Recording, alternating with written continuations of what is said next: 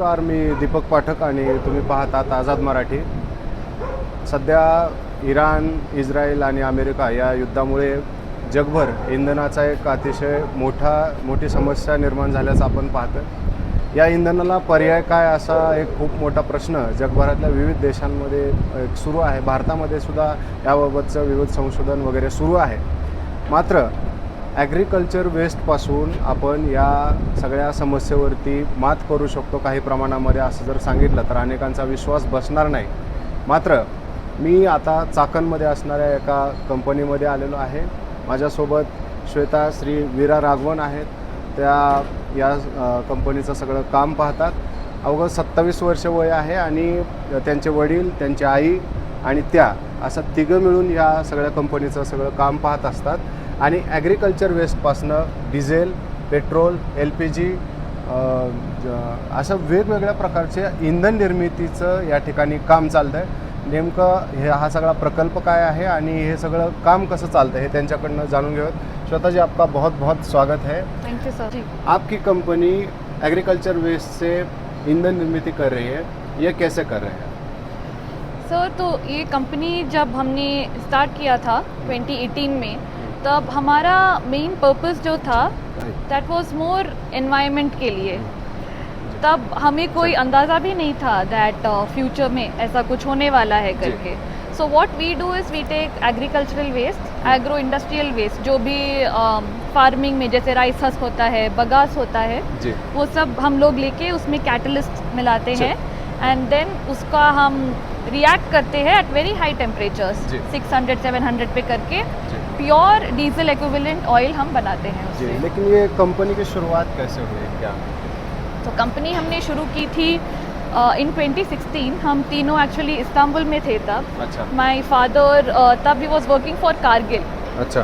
तो तब क्या हुआ था कि हमें लगा कि we should come back to India and हमें कुछ ऐसा करना चाहिए for the environment, for the whole world, कि this is a huge problem. क्योंकि अच्छा. तो हमें ये आइडिया आया था. My father because of his background उन्होंने 1 या 2 वेस्ट ऐसे आइसोलेट किए थे एंड देन फॉर 2 years हमने वो वेस्ट रख के बहुत सारा रिसर्च किया था. हमने एक प्रोटोटाइप प्लांट बनाया था in Wada next to Mumbai and वहाँ पे हमने R&D किया था to make this BIS compliant diesel. आप अपने बारे में बताइए. सो आई वॉज 17 जब हमने ये कंपनी स्टार्ट किया था. मैं तब एक्चुअली कॉलेज, मेरा हाई स्कूल ख़त्म हुआ था, मैं कॉलेज जाने वाली थी. I studied in London, I studied theoretical physics, तो मेरा उसमें मास्टर्स है. But then I came back and I handle the technology, यहाँ का पूरा प्रोसेस, कैटलिस्ट, टेम्परेचर, प्रेशर, सब कुछ. अच्छा. तर मी अगोदर एक ओव्हरऑल दाखवतो. कंपनी हे सगळी एवढी मोठी कंपनी आहे आणि इथे ह्या सगळ्या डिझेल बनतं आहे, पेट्रोल बनतं आहे आणि ते सगळं बनतं आहे ते ॲग्रिकल्चर वेस्टपासून. म्हणजे ऊसाचं कसपट असू द्यात, शेंगाचं टरफलं असू द्यात किंवा काजूचं जे टरफलं असतं याच्यावर सगळ्यापासून बनतं आहे. श्वेता जी, मुझे बात बताइए कि अभी कंपनी जब 2017 में स्टार्ट हुई, वहाँ से लेके अब तक की जर्नी कैसी रही? बहुत ऊपर नीचे रही है. स्टार्टिंग में हमें ज़्यादा अंदाज़ा नहीं था अबाउट दिस इंडस्ट्री. हम बस ऐसे ही कूद गए थे बिकॉज हमने 2 या 3 ऐसे वेस्ट आइडेंटिफाई किए थे. बट जैसे जैसे हम और करते गए हमें पता चला था कि और बहुत सारे नुआंसेस हैं इसके, जैसे इसका गवर्नमेंट कंप्लायंस क्या होता है, इसके प्रॉपर्टीज़ कैसे होनी चाहिए. तो स्टार्टिंग में वो बहुत ऊपर नीचे हो रहा था. हमारे ऑयल ने बहुत सारे मशीन को करोड कर दिया था एंड कार्स बंद कर दिए थे. सो देन वी रियलाइज़ कि 2-3 ऐसे पहलू है, जैसे उसका टोटल एसिड नंबर बहुत ज़्यादा था. So we spend an additional 2 years वो सब प्रॉपर्टीज़ ओके करने में. सल्फ़र कम करना था, डेंसिटी कम करनी थी, ऐसा 2-3 प्रॉपर्टीज़ था. तो initially it was a lot of challenges. देन 2 साल बाद देन हमें मार्केटिंग का हुआ कि कोई बिलीव नहीं कर रहा था कि ये कोई क्यों बिलीव करेगा कि डीजल इक्विवेलेंट है. तो उसके चैलेंजेस थे. But I think right now we are very confident in our product and हमारे पास अपने कस्टमर्स के टेस्टिमनीज है.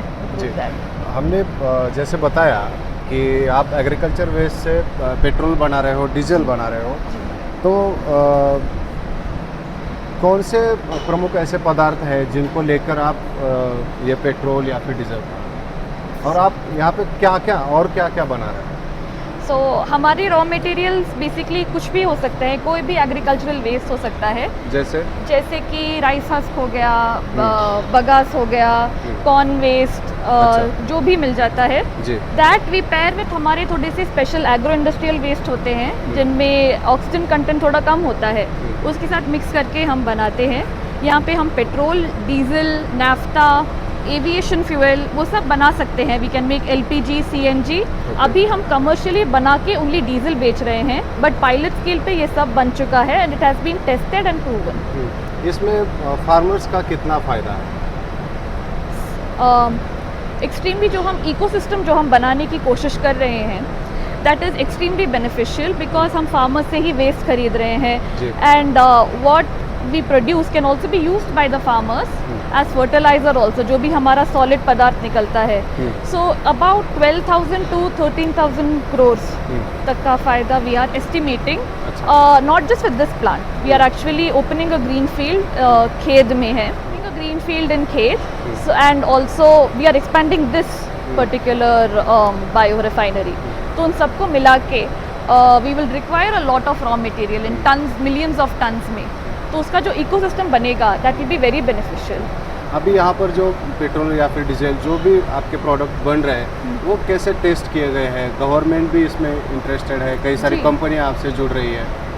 सो टेस्टिंग का we have a network of suppliers, so हमारे पास ब्रोकर्स भी है एंड थोड़े से फॉरम्स भी है। So what we basically do is they send us the waste, हम वो सैम्पल टेस्ट करते हैं लैब में। हमारे थोड़े से स्पेसिफिकेशंस है कि ऐश कंटेंट कम होना चाहिए, पानी कम होना चाहिए, जैसे ही वो मैच होता है वी जस्ट यूज़ इट। जी, और मुझे बात बताइए कि अभी इथेनॉल का इस्तेमाल कर रहे हैं तो कई बार कैसे होता है कि पानी के संपर्क में जैसे वो आता है तो पानी बन जाता है। जी। कई सारी गाड़ियों में भी प्रॉब्लम आया है, बहुत सारे लोग ऐसे बोल रहे हैं कि इथेनॉल का इस्तेमाल की वजह से हमारी गाड़ी की वाट लग गई वगैरह। आपके यहाँ पर जो प्रोडक्ट बन रहे हैं, क्या इसके बारे में आपने ये सारे टेस्ट किए हैं? क्या हम ये ऐसे यूज़ कर सकते हैं? यस, सो हमारा जो प्रोडक्ट है, I just talk about diesel now because अभी वो कमर्शियली हम वही कर रहे हैं, वो मॉलिक्यूल फॉर मॉलिक्यूल डीजल से मैच होता है। तो क्या होता है कि जो एथेनॉल है या फिर जो ओलिफिन्स जो भी पार्टिकल्स होते हैं वो थोड़े रिएक्टिव होते हैं, वैसे मशीन को करोड कर देते हैं, चोक कर देते हैं फिल्टर को। डीजल का ये खासियत है कि वो बहुत नॉन रिएक्टिव मॉलिक्यूल्स है, वो बस आग में जलते हैं। तो हमारा प्रोडक्ट भी सेम है, वो किसी से कुछ रिएक्शन, केमिकल रिएक्शन नहीं करता है।